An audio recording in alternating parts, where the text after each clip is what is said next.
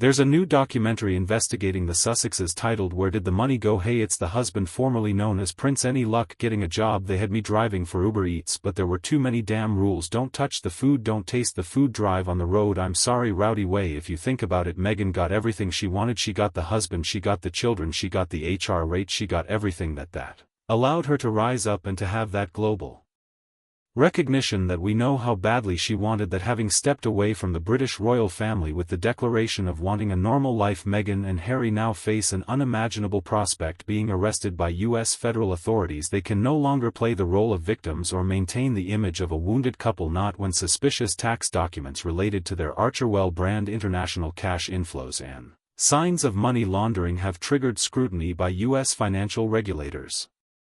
And the FBI has turned on the spotlight. Under U.S. federal law, anyone, yes, even a prince, can be imprisoned if there's evidence of serious financial crimes. Tax fraud involving more than $250,000 is enough to land someone in federal prison. Cross-border money laundering, that's a felony, grounds for extradition or immediate arrest on U.S. soil. Just one shady transaction could turn their multi-million-dollar Montecito mansion. Investigate how Harry and Meghan's fame may be collapsing so forcefully that it could topple the very throne of England. Look for suspicious financial clues. Recall how the couple described themselves as expelled from the royal family, with no resources, no home, and no clear future. A few years later, they're living in a $14. Meghan Markle, dressed in couture gowns, luxury manicures, and high-end fashion brands like Dior and Valentino, exits an armored Range Rover in Montecito, complete with electronic gates, armed guards, and a 24-hour modern security system. Their public image contrasts with a lifestyle few can match, including private jets, Cartier watches, Meghan's diamond ring, which once belonged to Princess Diana, and personal security provided by former SAS agents. Their estimated annual security bill alone reaches $2-3 million. This is no longer the tale of two castaways, but rather the image of a couple living like Hollywood royalty while claiming to be victims of the media. And then a silent but piercing question begins to take shape in everyone's mind: how the hell are Meghan and Harry making this much money? That seemingly small question unears something much larger and deeper. We all remember the bombshell interview with Oprah when Meghan tearfully said she'd been completely cut off financially, relying on friends for shelter, even staying in billionaire Tyler Perry's house. Yet just months later they inked a $100 million deal with Netflix. Then came Spotify, a memoir deal with Penguin Random House, and paid speaking engagements rumored at $1 million each. Is this an inspiring rags to riches comeback, or is there something hidden behind the velvet curtain? Let's face the truth, the Netflix documentary wasn't just their life story, it was the monetization of personal memories. Viewers began to realize that the real emotional centerpiece wasn't Harry, it was his late mother, Princess Diana. Her images, her pain, her legacy, all exhumed again, this time not for remembrance but for viewership and investor appeal. Could anything feel more bizarre or more morally dissonant? Of course they have the right to tell their story, but increasingly the public is realizing this isn't a journey of self-healing, it's a campaign to commercialize suffering, a masterclass in PR strategy.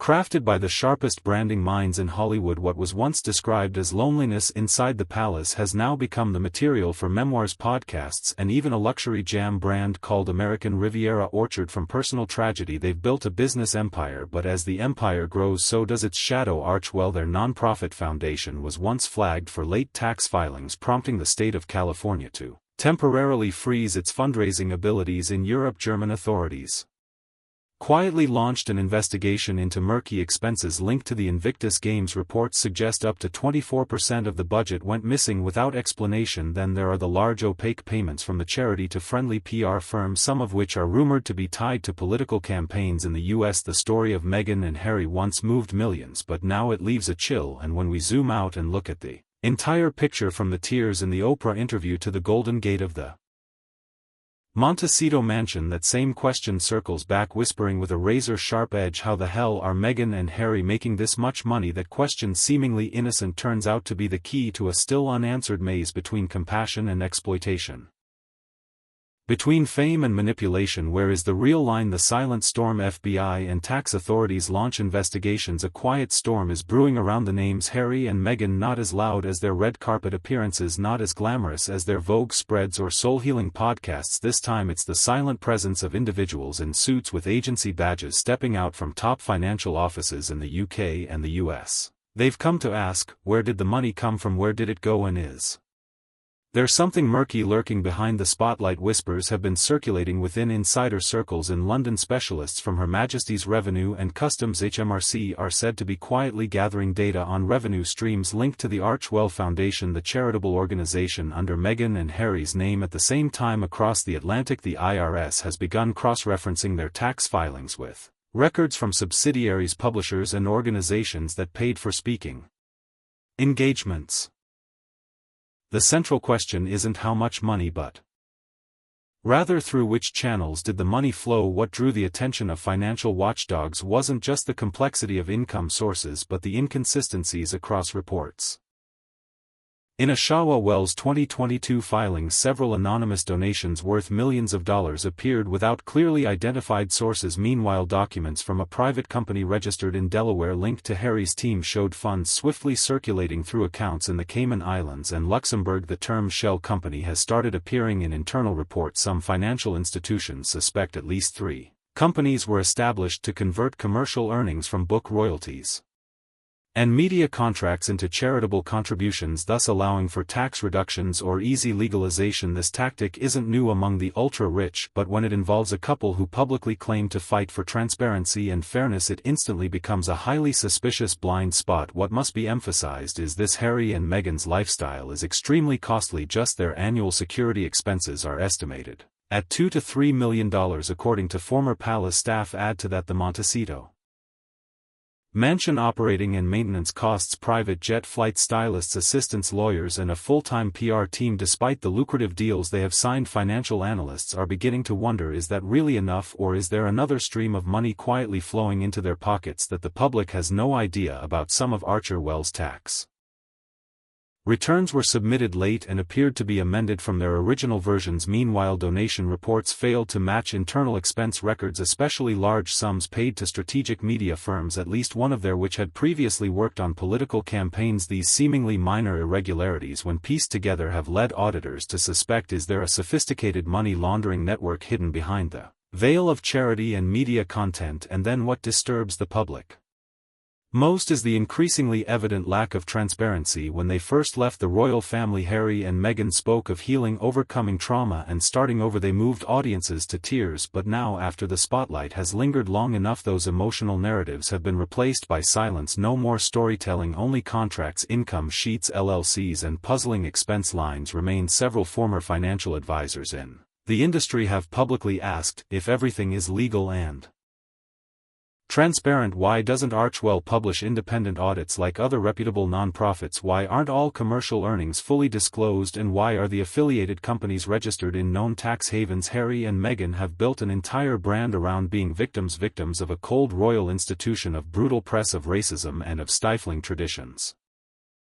that leave no room to breathe. Every new contract they sign, every piece of content they release seems rooted in that same narrative. Meghan's truth, Harry's wounds and the consequences of monarchy all have become material for sale. They're not just selling a book or a documentary, they are selling their pain. Right now the empire appears dazzling, a spectacle built on red carpets, commercial contracts and glossy media, but backstage the whispers are getting louder. Financial investigators have begun following the money trail. Legal teams are preparing for uncomfortable questions. Insiders say this may not stop at a mere PR crisis, it could very well escalate into a real courtroom showdown. What sentence awaits? What sentence awaits the guilty? Could the once prince and princess become defendants in a U.S. federal court? It sounds like the plot of a political thriller, but what's unfolding around Meghan and Harry is no longer fiction. It's a chain of facts, tangled tax returns and cold hard questions from U.S.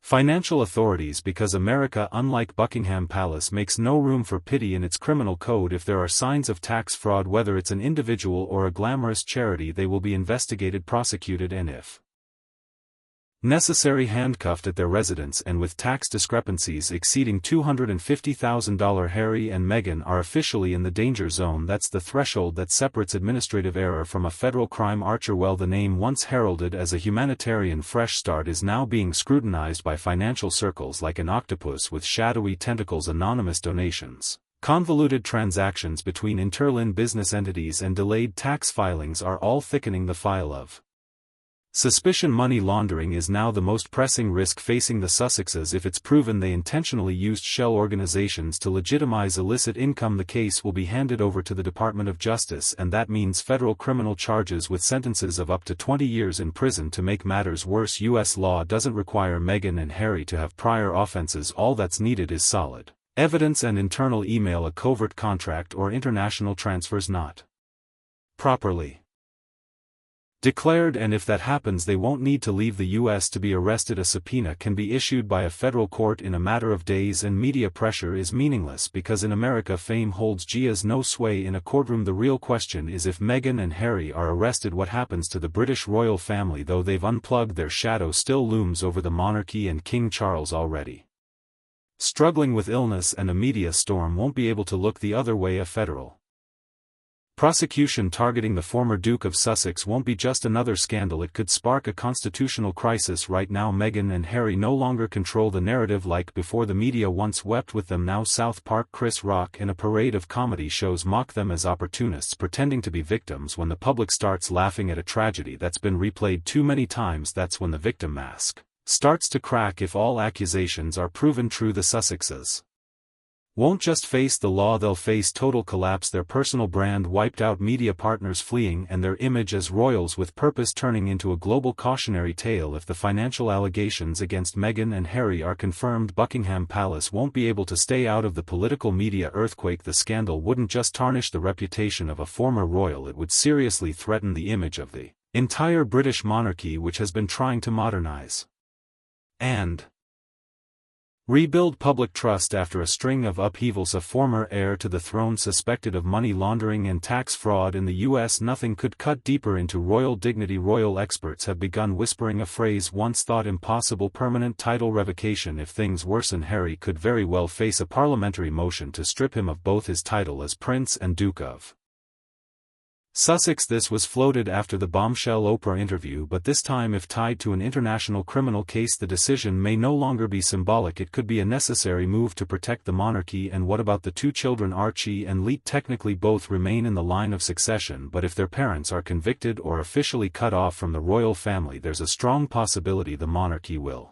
quietly remove their names from the list, or at least freeze their rights to inheritance. This would be a defensive decision to prevent the father's scandal from spilling into the next generation, and above all to preserve the integrity of a succession system already mired in controversy. Once again, the fracture between Harry and the royal family, which seemed to have been severed, has now deepened into a chasm, one that threatens not just the reputation of a family but the stability of a national symbol. If the royal institution fails to act decisively, the public won't see nobility, they'll see complicity, and if that happens, public trust in the British monarchy, already fragile, could collapse like a sand castle in a global media storm. Playing the victim to the end. Gradually, this is no longer just a story about Meghan and Harry, it's a story about the power of image, about media manipulation, and about how long a person or a couple can prolong the role of victim before reality itself, the numbers the public begin to turn on them. The risk has never been higher because, after all, empathy has limits and audiences don't like being deceived forever. Let's look back on their journey from the bombshell interview with Oprah Winfrey, where they claimed to have been financially cut off by the royal family, to the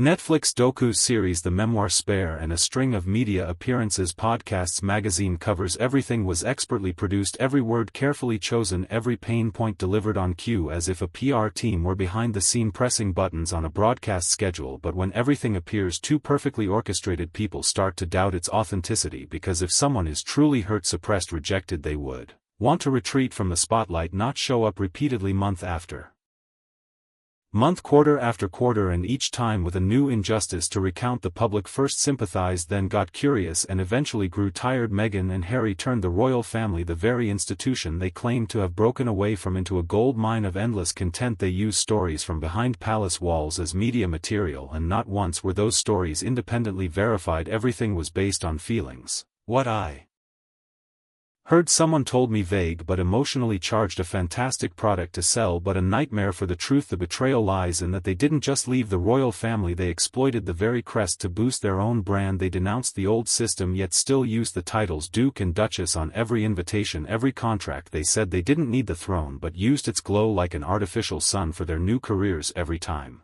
they appeared in the media, it wasn't to advocate for justice but to resurface another chapter long buried, just to ensure the spotlight stayed on, like an endless drama series where they were the writers, the main stars, and the producers. But there's a big problem: viewers are beginning to see the script repeat. When the old tales lost power, they launched podcasts about pain, built a brand around healing, created an image as emotional guides. But the truth is, nothing was ever healed, because if your wounds are your business model, you'll never let them close. And so the once compelling image of the victim has slowly become a media puppet. The public starts to ask, how long do they plan to keep complaining? As for the royal family, the prison they once accused, it has become just a shadow dragged out into the spotlight whenever Meghan and Harry need more views, more sponsorship, or simply don't want to be forgotten. Meghan's brand has shifted rapidly. Quiet charity visits, activist-led campaigns have nearly vanished in their place are wellness projects, lifestyle blogs, whispers of a makeup line, even rumors of luxury fashion collaborations. These fit a celebrity persona but clash with the image of someone who once claimed to hate attention. More and more people feel that the empire they built isn't based on values but on visibility. The more attention they get, the more money they make, and when you choose a path that relies on public interest, you're not allowed to disappear, not for a single second. And Harry, his memoir was certainly a major explosion, but it didn't just tell a personal story, it burned every bridge behind him, with his family, with the media, and with the monarchy. That honesty earned him admiration, but it also trapped him in a difficult position. When you say you're telling the truth, the public begins to demand transparency, not just in words but in numbers, and that's exactly what financial investigators are pursuing. They're not stopping at vague receipts, they're digging into the entire structure.